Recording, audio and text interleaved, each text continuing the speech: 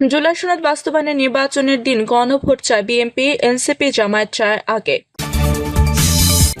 এদিকে আওয়ামী লীগ কি ভারতে গিয়ে কালো জাদু শিখে ফেললো, প্রশ্ন রনির। জানাবো, মোরে প্রমাণ করতে হবে আমরা অসুস্থ, আদালতে দীপুমণি। এবং সর্বশেষ জানাবো, অন্তর্বর্তী সরকারের অনেক উপদেষ্টা রাজনৈতিক দলগুলোর সঙ্গে আতাত করে এখন সেফ এক্সিস্টের কথা ভাবছে, বললেন নাহিদ ইসলাম। শুনছিলেন সংবাদ শিরোনাম, এবারে বিস্তারিত। জুলাই সনদ বাস্তবায়নে নির্বাচনের দিন গণভোট চায় বিএনপি, এনসিপি, জামায়াত চায় আগে। জুলাই জাতীয় সনদ বাস্তবায়নে জনগণের অংশগ্রহণ নিশ্চিত করা এবং তাদের সম্মতির জন্য গণভোট আয়োজনের ব্যাপারে সব রাজনৈতিক দলই একমত হয়েছে। তবে কখন গণভোট অনুষ্ঠিত হবে তা নিয়ে বিএনপি ও জামায়াত ইসলামের মধ্যে ভিন্নমত রয়েছে। জাতীয় ঐক্যমত কমিশনের আলোচনা শেষে কমিশনের সহসভাপতি অধ্যাপক আলী রিয়াজ বলেন, জুলাই জাতীয় সনদ বাস্তবায়নে গণভোটের ব্যাপারে সব রাজনৈতিক দলই একমত হয়েছে।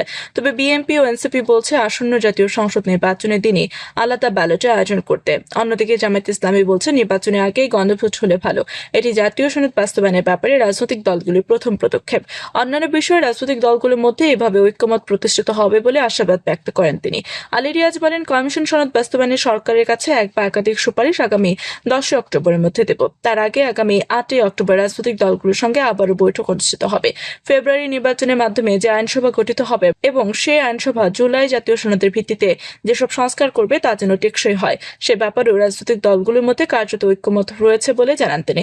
এছাড়া জাতীয় ঐক্যমতে তৈরি, বিশেষ করে জুলাই জাতীয় সনদ বাস্তবায়নের ব্যাপারে সচেষ্ট হয়ে দলগত অবস্থান থেকে অনেক রাজনৈতিক দল সরে আসায় তিনি দলগুলোর প্রতি আন্তরিক ধন্যবাদ জানিয়ে বলেছেন, রাজনৈতিক দলগুলোর এই প্রচেষ্টার মাধ্যমে কমিশন খুব শীঘ্রই সনদ বাস্তবায়নে সুনির্দিষ্ট সুপারিশ তৈরি করে সরকারের কাছে দিতে পারবে। জাতীয় ঐক্যমত কমিশনের আলোচনায় অংশ নিয়ে রাজনৈতিক দলগুলো জুলাই জাতীয় সনদ বাস্তবায়ন নিয়ে চূড়ান্ত সিদ্ধান্তের দিকে অগ্রসর হয়েছে বলে জানিয়েছেন বিএনপির স্থায়ী কমিটির সদস্য সালাউদ্দিন আহমেদ। তিনি বলেন, সংসদ নির্বাচনের দিনই আলাদা ব্যালটে জুলাই সনদ বাস্তবায়নের জন্য গণভোট আয়োজন করা যেতে পারে। সালাউদ্দিন আহমেদ বলেন, একটি অধ্যাদেশ জারি করা যেতে পারে। অধ্যাদেশ জারি করে নির্বাচন কমিশনকে বলতে পারবে সেই জন রায় হবে চূড়ান্ত। তিনি আরো বলেন, জন রায় হচ্ছে চূড়ান্ত, এটা ইম্পোজ করে না। পার্লামেন্টে আসার পর এমন কোনো বিধান করতে পারবে না যেটা পরবর্তী সংসদকে বাধ্য করা যাবে না। জুলাই সনদ বাস্তবায়নে আইনি ভিত্তির জন্য গণভোটের বিষয়ে বিএনপি সহ সব রাজনৈতিক দল একমত বলে জানিয়েছেন জামায়াত ইসলামের সহকারী সেক্রেটারি জেনারেল হামিদুর রহমান আজাদ। তবে আমরা চাই গণভোট নির্বাচনের আগে হোক, বলেন তিনি।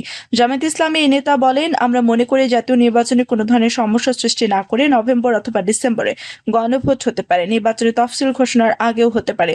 গণভোট হয়ে গেলে ফেব্রুয়ারিতে নির্বাচন হতে কোনো বাধা নেই। জনগণকে জটিল অবস্থায় না ফেলে সহজভাবে এগুলেও আমরা বাঁচি, জাতীয় বাঁচে। তিনি আরো বলেন, গণভোট হলে এটা কখনো চ্যালেঞ্জ করতে গেলে টিকবে না, পার্লামেন্টে এটাকে প্রত্যাখ্যান করতে পারবে না। এ বিষয়ে জাতীয় নাগরিক পার্টির যুগ্ম আহ্বায়ক সারার তুষার বলেন, জনগণের অভিপ্রায় অনুযায়ী এই সরকারকেই বিষয়টি সমাধান করতে হবে। এক্ষেত্রে জাতীয় নির্বাচনের দিন সাধারণ ভোটের পাশাপাশি গণভোটের জন্য আলাদা ব্যালট থাকবে, যেখানে সনদের আইনি ভিত্তির বিষয়ে জনগণ মতামত দেবে। এ বিষয়ে বেশিরভাগ দল একমত হয়েছে। তিনি বলেন, ভাষাগত ভিন্নতা বাদ দিলে জুলাই সনদের আইনি ভিত্তির বিষয়ে দলগুলোর মোটামুটি একমত। যেখানে সনদ বাস্তবায়নের জন্য হ্যাঁ বা না ভোট দেবে, এক্ষেত্রে লিগ্যাল ফ্রেমওয়ার্কের বিষয়টি অনুসরণ করা যেতে পারে। আমরা মনে করি সব রাজনৈতিক দল একমত হলে জনগণ জুলাই সনদ বাস্তবায়ন করার পক্ষে রায় দেবে। গণ অধিকার পরিষদের সাধারণ সম্পাদক রাশেদ খান বলেন, বাস্তবায়ন প্রক্রিয়া নিয়ে 80% ঐক্যমত তৈরি হয়েছে। কমিশন সিদ্ধান্ত নেওয়ার এখতিয়ার রাখে, বাকি 20% নিয়ে ঐক্যমত কমিশনকে সিদ্ধান্ত নিতে হবে। আওয়ামী লীগ কি ভারতে গিয়ে কালো জাদু শিখে ফেললো, প্রশ্ন রনির। আওয়ামী লীগ কি ভারতে গিয়ে কালো জাদু শিখে ফেললো, এমন প্রশ্ন করেছেন সাবেক সংসদ সদস্য রাজনৈতিক বিশ্লেষক গোলাম মাওলা রনি। তিনি বলেন, এই বাংলাদেশের সবচেয়ে সাহসী মানুষকেও যদি কালো জাদুর ভয় দেখান, তিনি ভয়ে কম্পমান হবে। বাংলাদেশের জিন এবং ভূত এগুলোতে বিশ্বাস করে না, এরকম একটি লোকও খুঁজে পাওয়া যাবে না। তো জিন ভূতের যে ভয়, সেটি এখন আওয়ামী লীগের রাজনীতির উপর ভর করেছে। নিজের ইউটিউব চ্যানেলে দেওয়া ভিডিও বার্তায় রনি বলেন, হঠাৎ করে আওয়ামী লীগ মানুষের মনে আতঙ্ক জাগাচ্ছে। কথায় কথায় আওয়ামী লীগকে নিয়ে আলোচনা করতে হচ্ছে, কিন্তু কেন? তিনি বলেন, আওয়ামী লীগের বড় বড় নেতারা এখন ত্রিপুরা, আসাম, নাগাল্যান্ড, মিজোরাম, কলকাতা, দিল্লি সহ বিভিন্ন জায়গাতে ছড়িয়ে ছিটিয়ে আছেন। এখন তারা যে কামরূপ কামাখ্যা গিয়ে কালো জাদু শিখছেন না, আর সেই কালো জাদুর প্রভাবে আমাদেরকে ভয় দেখাচ্ছেন না, এই কথাটা আপনি আমি কি করে বুঝবো? এর কারণ হলো, আমরা তো এখন আওয়ামী লীগকে ভয় ভয় পাচ্ছি। যে আওয়ামী লীগ আজ থেকে 6 মাস আগে একটা মিছিল করার তো দূরের কথা, কোনো কিছু করতে সাহস পেত না, উল্টো এখন তারা একটার পর একটা ঝটিকা মিছিল করে যাচ্ছে, আর আমরা তাদের ভয়ে থরথর করে কাঁপছি। আমাদের পুলিশ ভয় পাচ্ছে, আমাদের মিলিটারি ভয় পাচ্ছে, মানে কে না ভয় পাচ্ছে। 5,000 টাকা করে পুরস্কার ঘোষণা করেও তাদেরকে ধরা যাচ্ছে না। যদি জাদু লেগে যায়, যদি হাত পা অবশ হয়ে যায়, যদি শরীরে গুটি বসন্ত উঠে যায়, এরকম নানা রকম আতঙ্ক। রনি প্রশ্ন করে বলেন, কালোজাতের আতঙ্ক মানে বিরাট ব্যাপার, সম্পর্ক নষ্ট হয়ে যায়, চাকরি যদি হারিয়ে ফেলি, কালোজাতের প্রভাবে, এরকম কোনো মিথ যদি না থাকে, তাহলে কেন আওয়ামী লীগের মিছিল বন্ধ করা যাচ্ছে না, আওয়ামী লীগের আতঙ্ক কেন কাটানো যাচ্ছে না? মরে প্রমাণ করতে হবে আমরা অসুস্থ, আদালতে দীপুমণি। জুলাই আন্দোলনকে কেন্দ্র করে রাজধানীর শাহবাগ থানায় হত্যা মামলায় সাবেক সমাজ কল্যাণ মন্ত্রী ডক্টর দীপুমণির 4 দিনের রিমান্ড মঞ্জুর করেছেন আদালত। রিমান্ড শুনানিতে অসুস্থতার কথা জানিয়ে তিনি বলেন, নুরুল মজিদ মাহমুদ হুমায়ুনের মতো মরে প্রমাণ করতে হবে আমরা অসুস্থ। সকালের দিকে দীপুমণিকে আদালতে হাজতখানায় রাখা হয়। কিছুক্ষণ পর হেলমেট, হ্যান্ডকাপ ও বুলেট প্রুফ জ্যাকেট পরিয়ে 5ম তলার 7 নম্বর কোর্টে ওঠানো হয় তাকে। মাথায় হেলমেট ও জ্যাকেট খুলে কাঠগড়ায় ওঠানো হয় সকাল 10:30টার দিকে।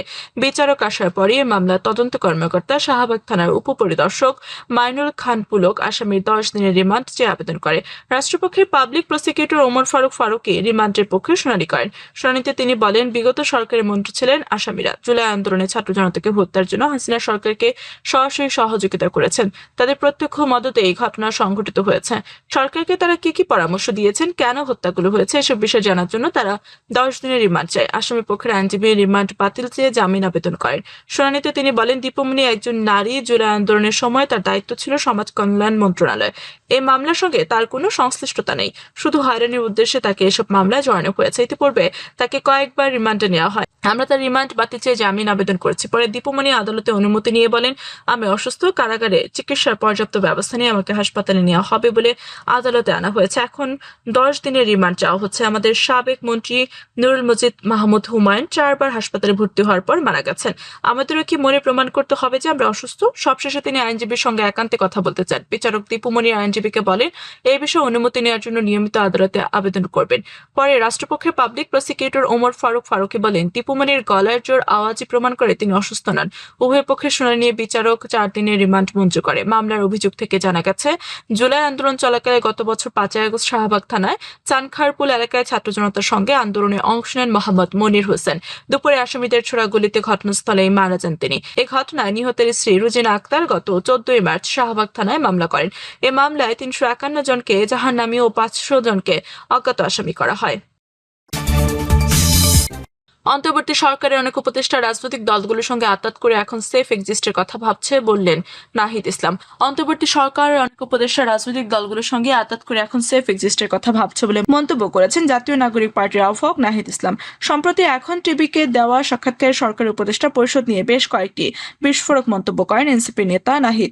সাক্ষাৎকারে উপদেষ্টা পরিষদ নিয়ে আক্ষেপ করে তিনি বলেন, যারা উপদেষ্টা হয়েছেন তাদের অনেককে বিশ্বাস করাটা আমাদের ভুল হয়েছিল। আমাদের উচিত ছিল ছাত্র নেতৃত্বকে শক্তিশালী করা। সরকার গেলে সম্মিলিতভাবে যাওয়া। অনেক উপদেষ্টা নিজেদের আখের গুছিয়েছেন এবং গণঅভ্যুত্থানের সঙ্গে বিশ্বাসঘাতকতা করেছেন বলেও অভিযোগ করেন তিনি। সময় আসলে এসব উপদেষ্টার নাম প্রকাশ করবেন বলেও হুঁশিয়ারি দেন তিনি। নাহিদ বলেন, অনেক উপদেষ্টাই রাজনৈতিক দলগুলোর সঙ্গে লিয়াজও করে ফেলেছেন।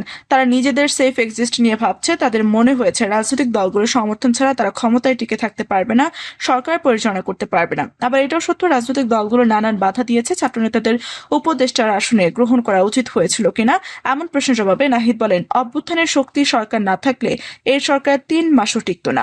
জুলাইয়ের গণঅভ্যুত্থানের সময় বৈষম্য বিরোধী ছাত্র আন্দোলনের অন্যতম সমন্বয়ক নাহিদ ইসলাম অভ্যুত্থানের পর তথ্য মন্ত্রণালয়ে উপদেষ্টা হিসেবে যোগ দেন। গত ফেব্রুয়ারিতে তিনি পদত্যাগ করে এনসিপির আহ্বায়কের দায়িত্ব নেন। তবে ছাত্র আন্দোলনের অন্য 2টি প্রতিনিধি মাহফুজ আলম এবং আসিফ মাহমুদ সজীব ভুইয়া এখনো উপদেষ্টা হিসেবে বহাল আছেন। উপদেষ্টা পদে যাওয়া ছাত্রনেতাদের সিদ্ধান্ত ভুল ছিল কিনা এমন প্রশ্নের জবাবে নাহিদ ইসলাম বলেন, তারা কেউ সরকারের উপদেষ্টা পদে যেতে চাননি। তাদের মূল দাবি ছিল জাতীয় সরকার গঠন করা। তিনি যুক্তি দেন, রাজনৈতিক দলগুলো সম্মত হয়ে নাগরিক সরকার করলে ছাত্রদের কাঁধে এই দায়িত্ব আসতো না। যদিও অভ্যুত্থানের শক্তি সরকার না থাকতো তাহলে এই সরকার 3 মাসও টিকতো না বলে মন্তব্য করেন তিনি। তিনি বলেন, এই সরকারকে উৎখাত করার প্রতি বিপ্লব করার চেষ্টা চলমান ছিল প্রথম 6 মাস। এখন আছে কিছুটা সময়ের প্রয়োজনে দায়িত্ব আমাদের নিতে হয়েছে।